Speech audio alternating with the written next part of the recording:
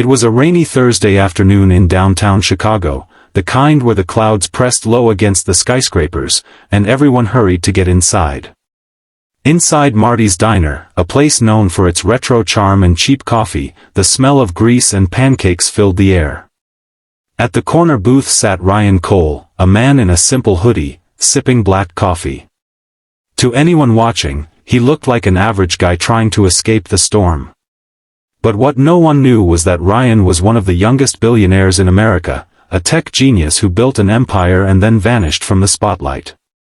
Today, he wanted peace, anonymity, and maybe a little hope in humanity. But what he witnessed next made his blood run cold. Two little girls, no older than 10, stood near the counter. Their clothes were soaked, their shoes muddy. They clutched a few coins in their small hands, whispering to each other. "Can we please get one donut?" the older one asked softly. "It's for our mama. She's sick." The manager, a heavy-set man with a name tag that read Chuck, looked down at them with disgust. "You're dripping mud all over my clean floor. You want food? Go clean this mess first." The girls looked confused. "Sir, we just—" "I said clean it," he barked, grabbing a rag and throwing it on the ground. "Or maybe you can use your tongue, that's what beggars like you deserve." The diner went silent. A few customers turned their heads, watching but saying nothing. Ryan froze. He could feel his heart pounding, anger boiling up from deep inside. He'd seen greed, cruelty, arrogance in boardrooms and billion-dollar meetings, but this? This was something worse. He stood up slowly, his chair scraping the floor. "Hey," he said, his voice calm but firm.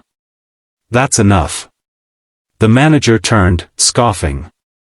"Mind your business, pal. These brats are making a mess." Ryan walked closer, his eyes locked on the two trembling girls. "You're throwing them out for trying to buy food with their own money?" Chuck sneered. "You want to feed them, go ahead. But this isn't a charity." Ryan's jaw tightened.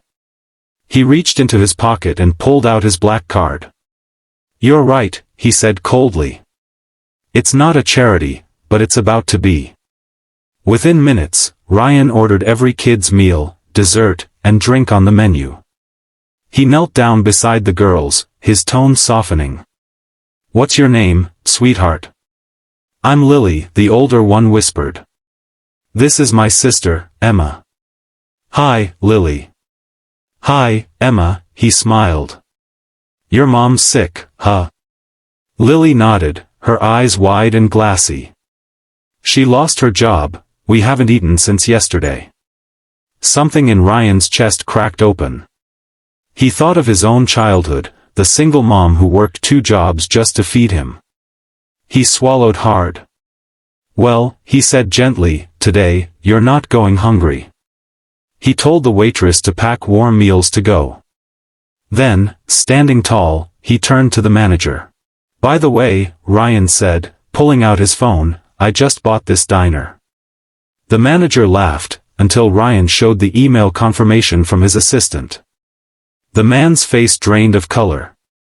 "You're fired," Ryan said, his tone sharp as steel. "And from now on, anyone who walks into this place hungry will never be turned away again." The customers erupted into applause. The girls stared at Ryan, too stunned to speak. He handed them the bags of food and an envelope. "Inside something for your mom," he said softly. "Tell her she's not alone. People still care." As they left, one of the girls turned back, her voice small but full of gratitude. "Thank you, mister." Ryan smiled. "No, sweetheart. Thank you for reminding me what really matters." That night, a video from a customer who'd filmed the entire scene went viral. Millions watched as the story spread. Billionaire secretly helps 2 poor girls after seeing them humiliated in diner. Messages poured in from around the world. People offered food, money, shelter. The girl's mother got the treatment she needed, and Ryan turned Marty's Diner into a free meal program across multiple cities. Weeks later, Ryan returned to that same booth, now bustling with laughter and the smell of hope. A drawing hung on the wall, two little girls holding hands with a man in a hoodie. The caption read, "Kindness is free, share it generously." Ryan smiled quietly to himself. Sometimes, he thought, it takes witnessing cruelty to rediscover your own humanity. Moral: no act of kindness is ever wasted, especially when it's done in the face of cruelty. The world changes, one brave heart at a time.